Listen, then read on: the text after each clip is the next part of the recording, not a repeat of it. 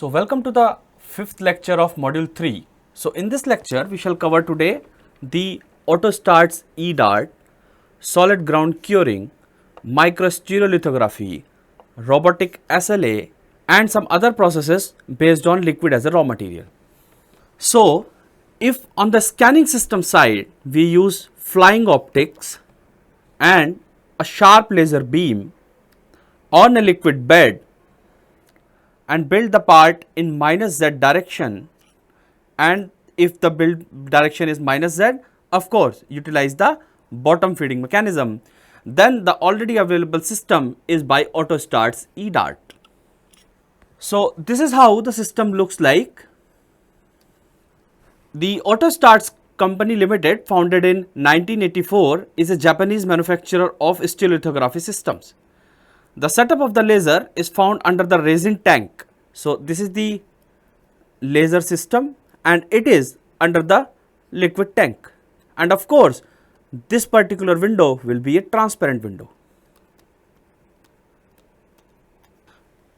The laser beam is directed into the resin which is in the container with a clear bottom plate. This system uses an acrylic resin to produce the models. The model is formed by liquid resin which is cured by laser light beam from below the resin chamber. The platform or modeling base is raised upward each time a layer is completed. Otherwise, the EDART system is based on the 3D systems SLA which has already been discussed. The only difference is it is building in upside down direction and utilizing the flying optics. So, here why it is flying optics? Because this is the optics, right? And it is attached on an x-axis, and also this x-axis is attached on a y-axis through the corresponding motor. Assume that this motor is corresponding to y-axis and this motor is corresponding to x-axis. When these motors will rotate, this optics will also move. Therefore, we are calling it as flying optics because the optics is moving. Now, as the optics moves, you can see one very important benefit, that all the time this laser beam will be perpendicular to the bed. Unlike in the case of SLA where we use galvanometer, you remember that when the laser beam falls onto the galvanometer, it gets reflected, and if it is deflecting it away like this, then of course the beam of the shape of the beam doesn't remain circular. Here it is circular, it becomes elliptical, and hence you required some lenses to correct the shape of the beam. While in this case, the interesting thing is all the time beam is perpendicular to the bed and hence no correction is required. Although there will be a very big disadvantage that as you are moving the whole optics, you have to limit your speed to a certain value. It is because we can't really move this head with a very high velocity, otherwise we may damage the optics. While in the case of galvanometer, the mass of the moving object was very low, and therefore due to the involvement of less inertia, you can really reflect the laser beam with a very high speed. On the other hand, as you are projecting the light from the bottom, the amount of the liquid required will be also very less. We discussed the same thing when we were discussing about the DLP based technology. In this case, the minimum material required will be equals to the layer thickness of the object. Unlike in the case of top feeding systems where there is a big tank of liquid and you have to dip all the time and the entire tank should be filled with the liquid photopolymer. Here in this case, the inventory is quite less, hence the process is quite economic. As each time the layer is built or completed, the platform goes up and the new liquid resin flows under the layer. Due to the gravity, it levels quickly and we just again repeat the process to build the part. So, like I have already mentioned, the far most advantage of this process are utilization of the top down approach and no need of having any additional optics corresponding to the beam correction. However, as I mentioned, the disadvantage associated with this system is the slow speed as compared to the conventional 3D systems SLA. So, the advantages and limitations of the process are highlighted here on this slide. Our next system will use mask for the scanning. As it is using mask, it will use floodlight instead of the sharp laser beam. Means the light will be definitely monochromatic but not coherence. Then we will use the shape of liquid as liquid wet because there will be a bed of liquid. The build direction will be in plus z direction and the recording system will be through the top feeding. Such a system is already available and it is called as solid ground curing. So, the solid ground curing was invented by Cubital Limited in 1987 and it is started commercializing in 1991. Solid ground curing is very similar to SLA in principle. When a laser light of appropriate wavelength falls onto the liquid photopolymer, the energy is absorbed, causes polymerization. The polymerized photopolymer will be in solid state, of course. A flood of UV light is used in the solid ground curing as against the pointed laser in the case of SLA. The associated change is the absence of the image scanning.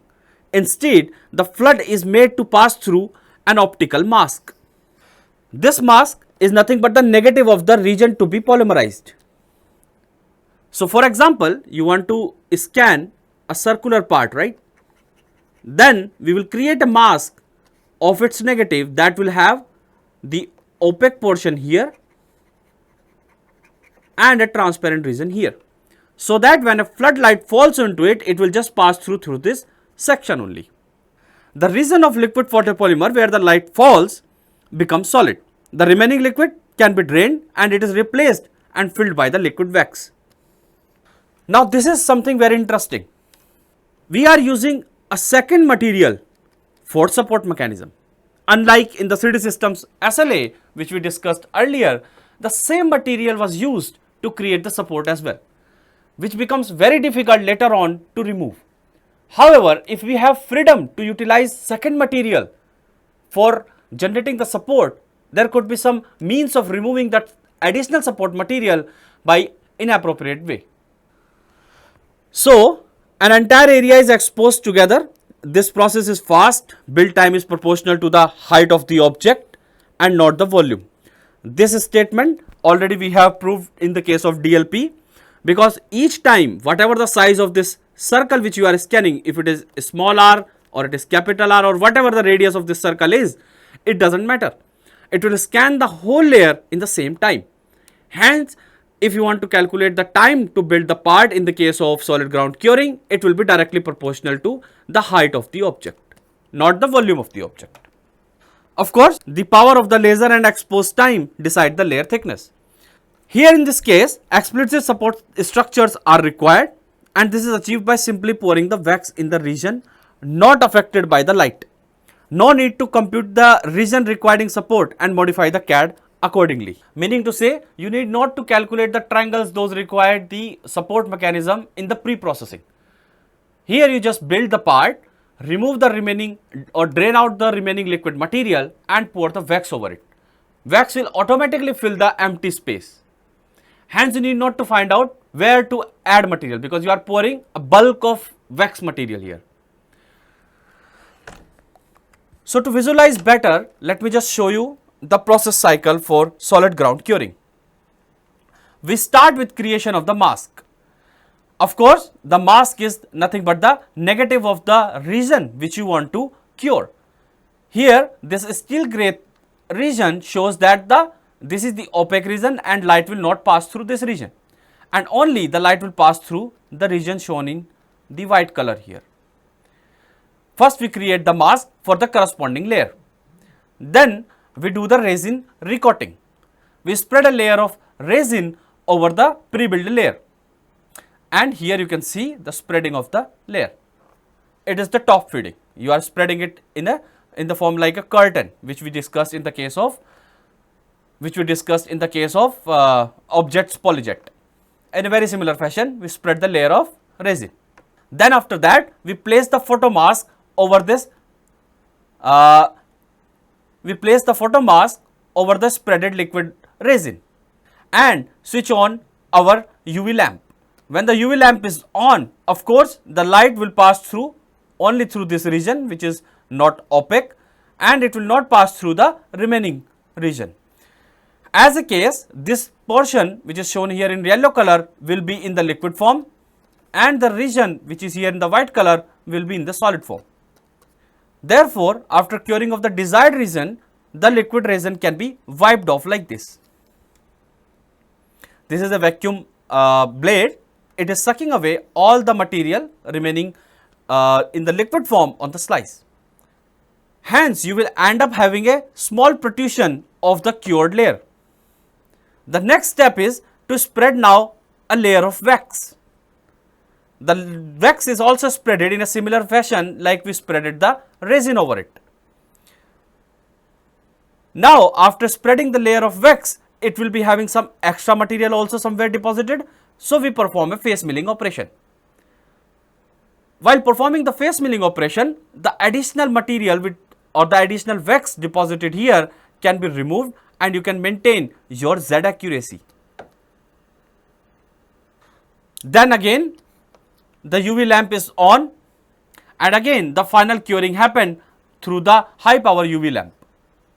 This portion very accurately, and you get the solid part. Now the process repeats itself. We again create a photo mask, we again spread a layer of resin, we again place the mask over the spreaded layer, we switch on the lamp, we remove the remaining material, and then we spread the layer of wax, we do the face milling, and then again cure the part, and the process repeats itself to build the entire product. This video will give you some idea of how this process works. This process consisted of several subsystems, hence can be called as a transfer line. Some subsystems are corresponding to spreading the liquid wax, creating the photo mask, spreading the wax, face milling operation, and then finally freezing the wax material.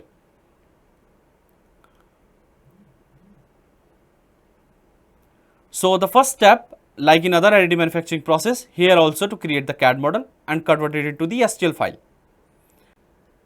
And of course, then we do the slicing of the products which we are making here.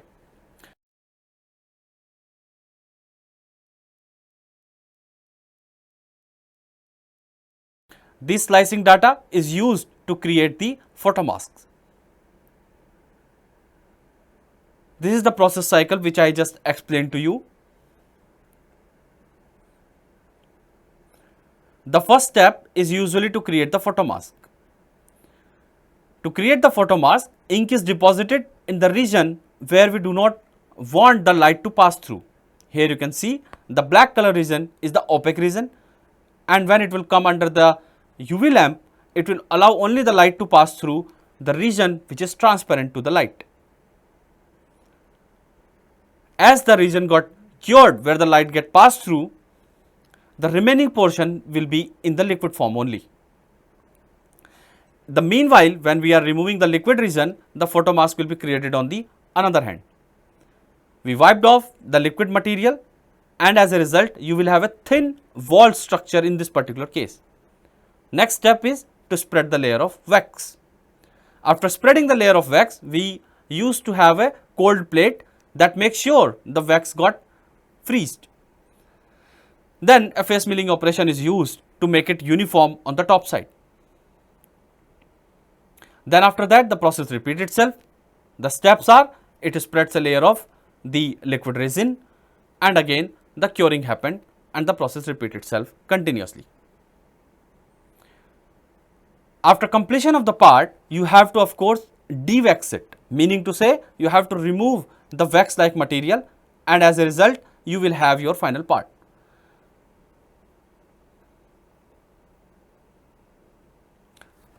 So, this was about the solid ground curing. In this process, the entire layer is addressed in one go. Hence, the process is very fast. This high speed allows production like fabrication of many parts or large parts. Here, no post curing is required as the photopolymerization completely happen in the machine itself. So, why we do the complete curing here? Because there is no support material of the same kind. and we know that as the support material is wax, we completely cure it there itself. Milling step ensures the flatness of each and every slice. Therefore, this approach makes the process very accurate. Supports are obtained by filling the wax after sucking the liquid photopolymer, hence no extra support is required to be generated in the part, and therefore the removal of the wax is quite easy as compared to the removing of the similar material like we do in the case of SLA. However, there are few limitations of the process. The process has 2 cycles and many subsystems like masking cycle, polymer spreading cycle, polymer cleaner, wax spreader, wax cooling plate, wax head, vacuum suction chip and all. Therefore, it is very less reliable. Furthermore, this feature requires a very full time operation attention. If you will not use the machine, the wax may get clogged some of the pipelines and it will become very difficult to clean the entire machine and bring it back into the running condition after some time. Building time depends only on the height of the part and not its volume. The dewaxing time is bit time consuming. It creates lot of waste of the wax which cannot be reused. Our next process uses flying liquid.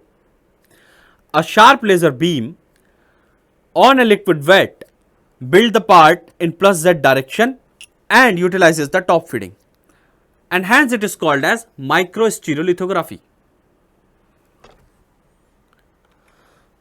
The typical setup for microstereolithography which we have found in the literature looks like this. It used to have a laser beam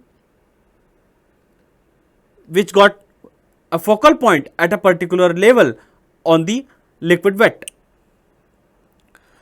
Now, instead of deflecting this beam by using the galvanometer like in SLA process, here in this case we will move the entire liquid wet on the XY table. So, there is a XY table here and we can move the entire tank on it in both the directions. Even in this case, the Z axis is it attached with the build plate, and each time after completion this particular bed will go down and hence the new layer of the liquid will flow over it. So, why we are calling it is really microstereolithography? It is because as there is no galvanometer, there is no requirement of the shape correcting lenses, and hence you can really make a very tiny spot at these locations or at the focal point. Now, as all the time the laser is falling perpendicular to the liquid bed, its spot diameter will always remain consistent and in the circular form. Therefore, you can produce very accurate part by this.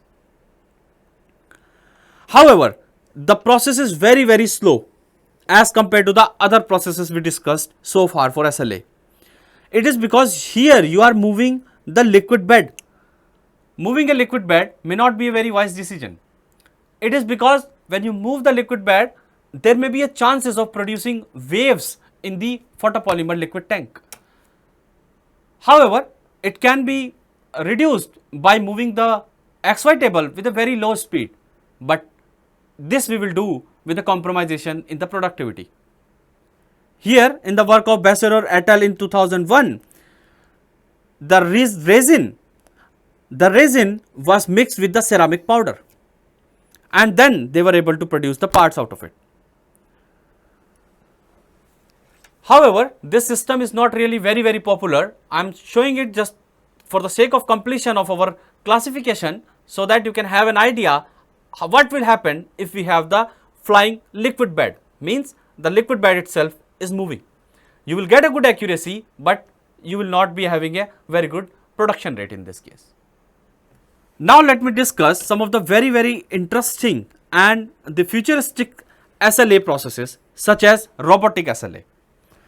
In the case of robotic SLA, the system I am going to show you uses a flying optics, a sharp laser beam, uses liquid wet, build the part in variable direction, meaning to say the direction of the build is not like plus Z or minus Z. It can keep on changing based on the requirement. However, the feeding mechanism is not at all there, but I am writing it as top feeding because the material is available already from the top side. Let us discuss about this system. So, from the work of Pan et al. In 2014, I have got this system. So, what they did, they just mounted a laser head on the robotic arm. So, for example, this tool is your robotic arm. It is attached through the flexible optical cable, and the laser is traveling inside this cable, the optical cable, and then comes out from here. Now, what happens when you are building the part? For example, this is the part you want to build. The entire robotic arm is dipped inside the liquid resin. And if you want to change the direction of build, you can change appropriately by moving this robotic arm. Why it is required? Because consider this part to be produced by SLA. Let me create this part here outside. If you produce this part by SLA, the support mechanism will be required, of course, in this region and even in this region. This is because you are building the part in only plus Z direction. Now, if my tool is inside the liquid wet and I am able to tilt it appropriately, the support may not be required. It is something like this. You want to build this curved surface, and this is assume that your robotic arm on which on the tip of it the laser light is coming. Now, if I build like this, of course some support will be required, otherwise I will not be able to sustain this particular material at this location. So, what I can do, instead of projecting the light downward like this, I can tilt this and project the light in line or tangential to the surface, this particular surface, and then I keep on building it, and hence it will grow in this direction, right? If I change the direction, the grow direction will be different. If I change the direction, like I will keep it vertical always, the grow direction will be in plus Z direction only. So, by appropriately tilting the robotic arm inside the liquid wet, I will be able to produce the parts without any support mechanism, and that is what they demonstrated. You can see this particular case where they build the conical shape part which is at an angle from the horizontal, and they build it in this direction. This is the direction of the build, and you can see it is neither plus Z direction or nor the minus Z direction like was discussed in the other cases. Here it is variable direction depending on the feature. As a result, they are able to produce the part also. You can see this particular part, it is having a slant angle and it was built without any support mechanism. Not only that, they are able to build even horizontal features. Like you see this, after completion of this cube baby, they deposited these horizontal walls, and there is no support here if you notice. Conventionally, if you build this part in this direction, of course some support mechanism will be required here. But as you are building this part in this manner, like this, by the robotic arm inside the liquid wet itself, then no support will be required, and you will be able to grow the feature in the direction of the tool. And hence you can see this is the part finally produced by appropriately tilting the robotic arm. So, this process they call as multi-tool and multi-axis computer numeric control accumulation for fabricating conformal features on curved surfaces. The another interesting system based on photopolymerization based liquid additive manufacturing is utilizing the two laser beam system. Opposed to the SLA and other similar method which we discussed so far, this method no longer works on the top of the surface of the wet. Instead, it works inside the volume, exists anywhere in the wet. So, like you see in this diagram, this is the conventional one, this is the conventional one, and this is the one which I am talking about and called as two laser beam system. So, what happened in the conventional system, you are able to only write on the top surface of the liquid wet, while in this system you can write anywhere inside the liquid wet. How it happens? So, in this case, two laser beams are used. Wherever the two laser beams interact with each other, that portion only on the liquid photopolymer wet got polymerized. The remaining portion does not get polymerized. Therefore, by appropriately aligning the tip or the focal point of the two lasers inside the liquid vat, you can create your parts. It is also called as two-step photopolymerization. So, why it is called as two-step photopolymerization? Because in this case, we usually, the one laser used to bring the photopolymer at a certain level of energy by absorbing the appropriate photons, and when the same photopolymer absorb the another energy from the another laser, then only it reaches to the excited state and got cured, and hence start the photopolymerization. If only one energy is given, then the photopolymer will not get photopolymerized. So, in this method, it is assumed that one laser excites molecules all along its path in the vat, while most of these molecules will return back to their unexcited state. So, if one laser is exciting one molecule, only one laser I am talking about, the molecule may go here in the excited state, but after some time it will come back, and this time period is very short. Now, only the liquid vat, which is also in the path of the another laser, will be further excited and will reach into the excited state, and they will initiate the photopolymerization process. On this basis, the resin cures at the point of intersection of two laser beams, while the rest lying along either of the two paths will remain in the liquid form. However, there are several challenges when we use this type of system. So, the first problem associated with this system is the focusing problem. The focusing problem exists because each laser undergoes numerous refraction. Why? Because as the ray moves from the source in the air through the liquid resin. Therefore, non-uniformities in the refractive index of the resin are difficult to control and monitor, and there are main three reasons for that. So, as there are different processes for curing, because the photopolymer here, for example, falling under the path of only first laser, they may get excited, right? The molecule will get excited. They will not get polymerized, but will get excited, and due to that, the refractive index of this particular medium will also change. Hence, you are assuming that first of all, the laser is going from the air to the liquid. It will definitely not go in the same line. It will refract away, right, depending on the index. Again, this portion, as the molecule in this region are getting excited, further the laser may not go really in this line. It may further get deviated. Due to that, it will be very difficult to locate the exact location of the focal point inside the liquid vat. Also, we assume that the resin is everywhere homogeneous, but that is not the case. Due to the non-uniformity in the resin itself, the focal point will be very difficult to locate. Also, when the process keeps on going, the temperature of the wet photopolymer will increase. Of course, it will not get polymerized everywhere, but at least the temperature will increase. And due to increase in the temperature, the refractive index will definitely change. And as the index will change, we will never able to predict it accurately that where the focal point of the laser is going to be.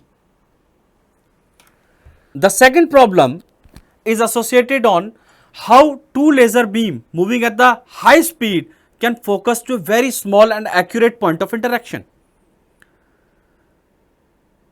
The problem is compounded by the high energies required of the two lasers, which means that the two lasers will have very short focal length also. Thus, the distance of the or the volume which we are trying to build will be very small. Why so? If we have a high power laser, that means we have to increase the power density, and it is possible if we use the focal length, and further it will be converted to a very small diameter. As we are making it a very small diameter, this distance, the focal distance, is quite less in that case. As the focal distance is quite less, what will happen? This entire area, which is the half of the length of the liquid which we are going to cure, will be very less. What happened if we increase? Because this focal point may not be achieved and the laser may get diverted also. As a result, your interaction diameter will be larger than the focal diameter and you will not get the maximum energy at this location. Also, as these beams are moving with a very high speed, it will be very difficult to locate the exact location of one beam, and we have to calculate the exact location of both the beams so that we can interact them appropriately at the desired location. Hence, the problem becomes very difficult to solve in this case. Also, the third problem is associated that it is not always the case that the molecules lying along the path of either laser beam will return to the liquid state. This means that the unwanted resin may be formed along the path of either one of the laser beams.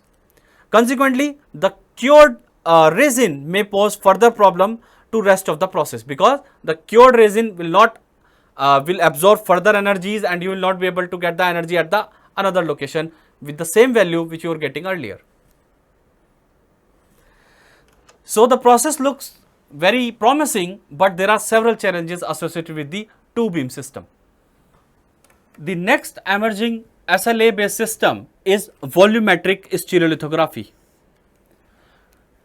This process is inspired by the holographic lithography operation. So, what happened in this process? A light is projected on a beaker kind of shape where the liquid material is available, and this projected light is having three orthogonal images. Those are interacting appropriately inside this liquid chamber. It keeps on rotating and the light keeps on changing as per the requirement at a particular layer, and the part is built.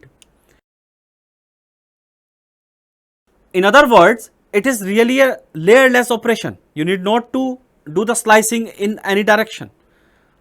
The growth of the object is conformal and it starts from the center, and that is why it is called as volumetric stereolithography.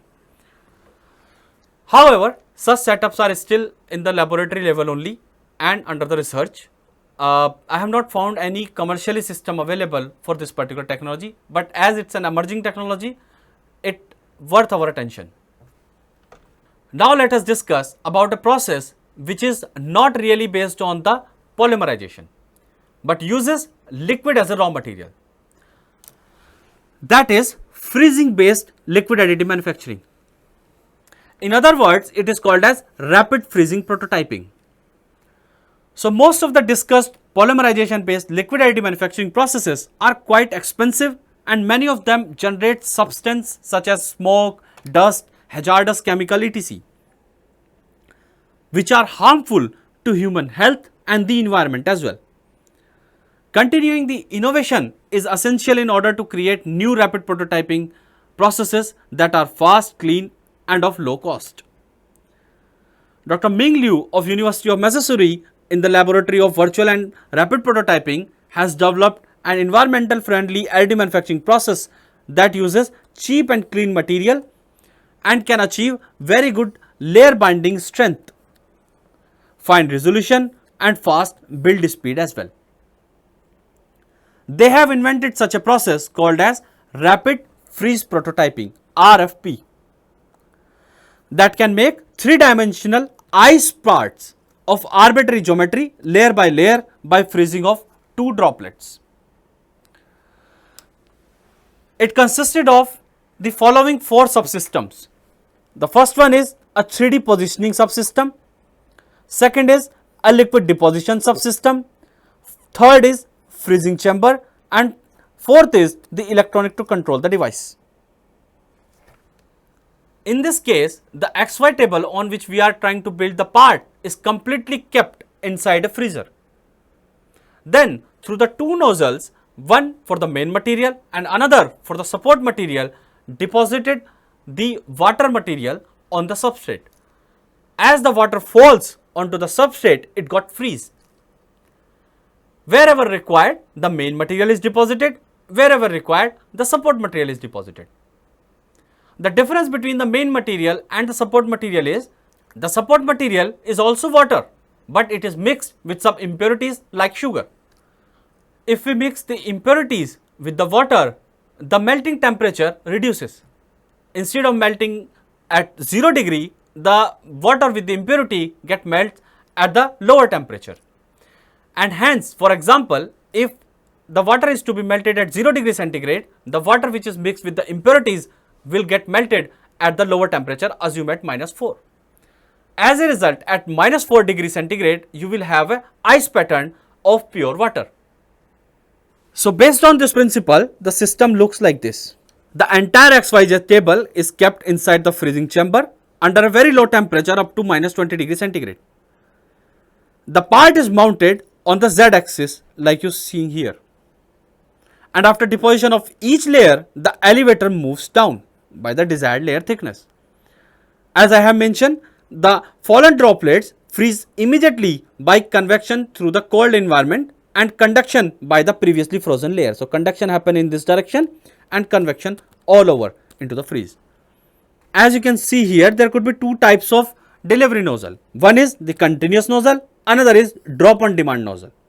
In the case of drop on demand nozzle, we transfer the material in the drop by drop manner on the substrate, while in the continuous nozzle, the continuous material is supplied onto the substrate or the pre-filled layer.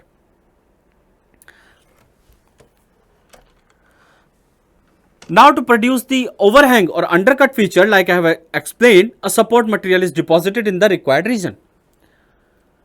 The build material should be a pure water and the support material is eutectic sugar solution with the water, or which is called as saline water. So as you are seeing here, this blue nozzle, it is depositing the pure water and this green nozzle is depositing the saline water. At -20 degree, both of them will be in the solid form after deposition on the substrate. Now if I increase the temperature and bring it to -4 degree centigrade, the support material will go away, while the liquid material, which is pure water, will sustain at -4 degree centigrade, and that will be nothing but your ice pattern. The same you can see in this diagram also. This is the part produced. It is along with the support right now here everywhere. This is the support material, nothing but the water mixed with sugar. And if I further increase the temperature, assume that this is at -20 degree centigrade, and if I increase the temperature and bring it back to -4 degree centigrade, the support material just washed away and you have your final product in the solid form. Now what is the application of these ice patterns which we are making? You can use it for many purposes, definitely for prototyping, but also this ice pattern can be used for the casting purpose. Like you can just keep these ice patterns and for the POP, for example, on the top, and everything is happening, assume that in a freezing environment. After pouring the mold over it, you can sublimate the ice directly into vapor. So to do that, you also need vacuum. So you keep everything, all the system inside a vacuum chamber and increase the temperature. If you increase the temperature at lower pressure, then the ice doesn't convert into water. It directly converts into the vapor, and the process is called as sublimate. In that way, you can replicate the features from the ice to the mold very accurately. Because if you convert it to water and water has the flow-like properties, that may destroy those features. Instead, if you directly convert it to vapor, the features will remain there. So that is one of the application of the rapid freezing. So with this, we have discussed all the liquid-based additive manufacturing processes. Mainly, those are based on the polymerization and freezing. Now we shall discuss from the further lectures the solid-based additive manufacturing process, and we shall start with the sheet-based processes. With this, thank you very much.